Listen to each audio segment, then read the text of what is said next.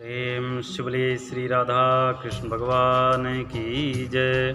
श्री वृंदावन बिहारी लाल की जय। नमस्कार, जय श्री कृष्णा, जय श्री राधे। आज का प्रसंग बड़ा ही मार्मिक है, खास तौर से सभी गृहस्थियों के लिए। इसको मन लगा करके सभी लोग सुने और प्रसंग जब पूरा हो जाएगा तो स्वतः विचार करना है कि इस प्रसंग से हम सभी को क्या शिक्षा मिलती है। तो आइए इस प्रसंग में प्रवेश करते हैं। एक राजा था, उसने अपने राज्य में एक बहुत बड़े फंक्शन का आयोजन किया। बहुत विशाल फंक्शन था। उसमें उसने एक नृत्यांगना को नाचने के लिए बुलाया। जो नृत्यांगना थी, नाचने में तो वह कुशल थी ही, बहुत सुंदर नाचती थी, लेकिन साथ साथ वह देखने में भी बहुत ही सुंदर थी, बहुत ही ज़्यादा सुंदर थी। तो सभा का आयोजन हुआ और उस सभा में राजा ने अपने गुरु को भी बुलाया कि आप भी आइए, हमने इस तरह से सभा में आयोजन किया है, आप भी आइए।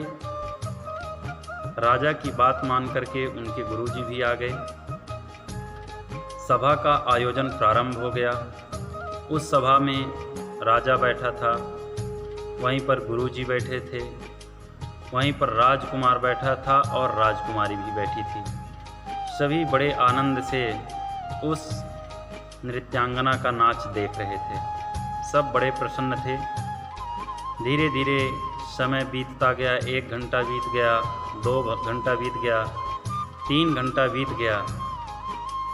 जब 2 से 3 घंटे बीत गए तो वहाँ पर जो वादक होते थे उन पर कोई ध्यान उतना नहीं देता था।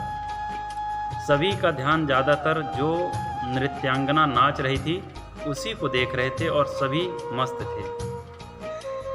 तो जो वादक थे, ना तो उन्हें कुछ इनाम मिला, ना कोई उतना ध्यान दे रहा था, तो उनकी ताल थोड़ा सा बिगड़ने लगी। क्योंकि जो नाचने गाने और बजाने वाले होते हैं, यदि उनको बीच बीच में कुछ इनाम दिया जाए तो उनका उत्साह थोड़ा बढ़ते रहता है और वो और अच्छा बजाते हैं। तो जब बजाने वालों को कुछ नहीं मिला तो वह थोड़ा ताल गड़बड़ करने लगे। तब उसी समय जो नृत्यांगना थी उसने बहुत ही अच्छी बात कही। वह क्या कहती है कि बहुत गई थोड़ी रही, यूं ही बीती जाए। बहुत गई थोड़ी रही, यूं ही बीती जाए। ताल भंग मत करियो, नहीं कुलय दाग लगी जाए। यानी कि बहुत तो बीत ही गई, बस थोड़ा सा और बचा है। तो उसने इशारा किया बजाने वालों को कि थोड़ा सा और अच्छे से बजाइए, नहीं तो यदि तुम्हारा गड़बड़ होगा तो मेरा भी नृत्य गड़बड़ हो जाएगा, और मेरा भी यदि गड़बड़ हो गया तो पता नहीं राजा क्या कहेगा और पूरे कुल में दाग भी लग जाएगा। तो इसलिए थोड़ा सा बचा है, थोड़ा और अच्छे से बजाना और जोश के साथ बजाना। उसने इशारा किया बजाने वालों को, लेकिन वहाँ पर जो बैठे थे सभी ने अपना अपना अर्थ अपने अपने तरीके से लगाया। वहीं पर गुरुजी बैठे थे, तो राजा ने उन्हें भी कुछ सोने की असरफियाँ दे दी थी कि जब आपको नृत्य अच्छा लगेगा तो आप भी कुछ दे दिया करिएगा बीच बीच, जिससे उनका मनोबल बना रहेगा।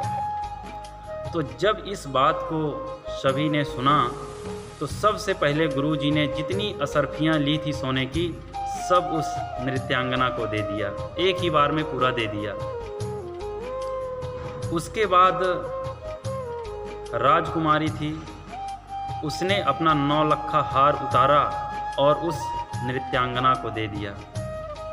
वहीं पर राजकुमार बैठा था, उसने भी अपने गले से मोतियों की माला निकाली और उस नृत्यांगना को दे दिया।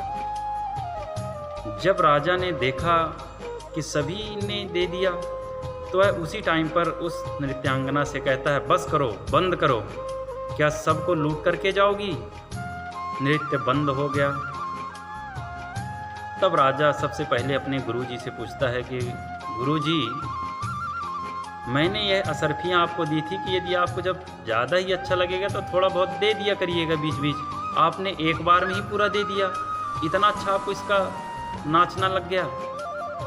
गुरुजी ने कहा, राजन, मुझे इसका नाच अच्छा नहीं लगा, मुझे तो कुछ और ही अच्छा लगा। बोले, क्या अच्छा लगा? बोले, जो इसने बात कही वो मुझे बहुत अच्छी लगी। बहुत गई थोड़ी रही यूं ही बीती जाए, बहुत गई थोड़ी रही यूं ही बीती जाए, दृष्टि भंग मत करियो वरना कुलय दाग लग जाए। यानी कि दृष्टि भंग मत करियो। मैंने तुम्हारे कहने से यहाँ पर इसका नृत्य देखने के लिए आ गया। सारा जीवन अपना भगवान का भजन कीर्तन करने में लगा दिया, उनका ध्यान स्मरण करने में लगा दिया, और जब थोड़ा सा जीवन बचा है तो तुम्हारे कहने से अपनी बिगाड़ने के लिए आ गया, इसका नृत्य देखने के लिए आ गया।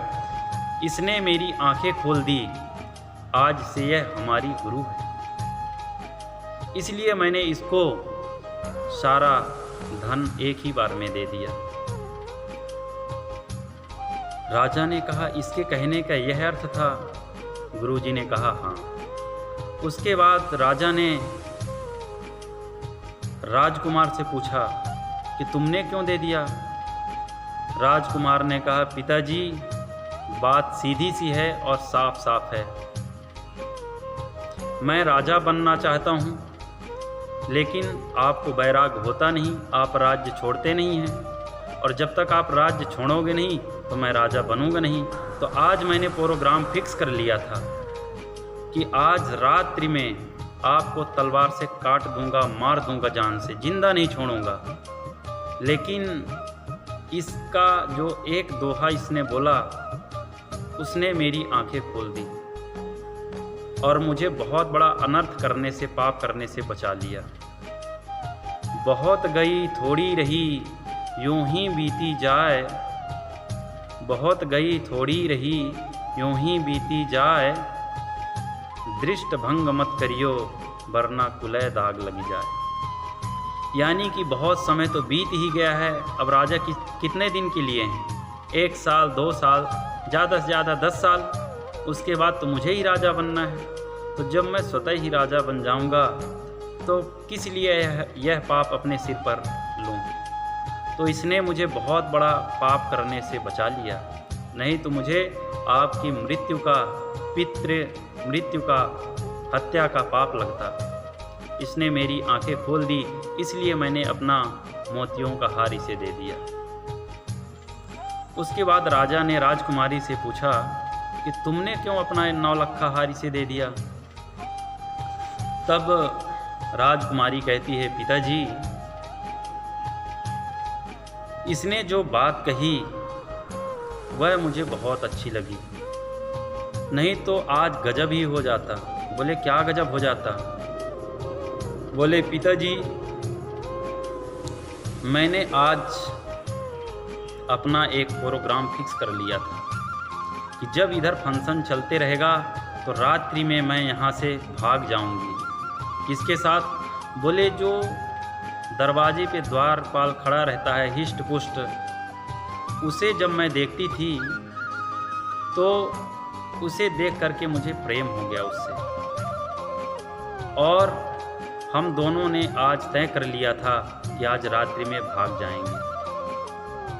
लेकिन इसके एक दोहे ने हमारी आंख खोल दी कि बहुत गई थोड़ी रही यूं ही बीती जाए, बहुत गई थोड़ी रही यूं ही बीती जाए, चरित्र भंग मत करियो वरना कुलय दाग लग जाए। चरित्र भंग मत करियो, यानी कि जब इतना सारा समय बीत गया है तो अब कितना ज़्यादा से ज़्यादा थोड़ा और बचा है। तो यदि मैं भाग जाती तो आपके पूरे कुल को दाग लग जाता और जीते जी मेरे पिताजी, मेरे भाई सब शर्म के मारे मर जाते। तो इसने मुझे बहुत बड़ा अनर्थ करने से बचा लिया, क्योंकि आपको मेरे विवाह की चिंता तो है नहीं, आप बस राज्य कर रहे हैं। एक विवाह की उम्र होती है, आपने कभी सोचा? आपने कभी नहीं सोचा, सिर्फ आप अपना राज्य करने में व्यस्त रहते थे। तो इसने मुझे बहुत बड़ा अनर्थ करने से बचा लिया, इसलिए मैंने अपना 9 लखा हार इसे दे दिया।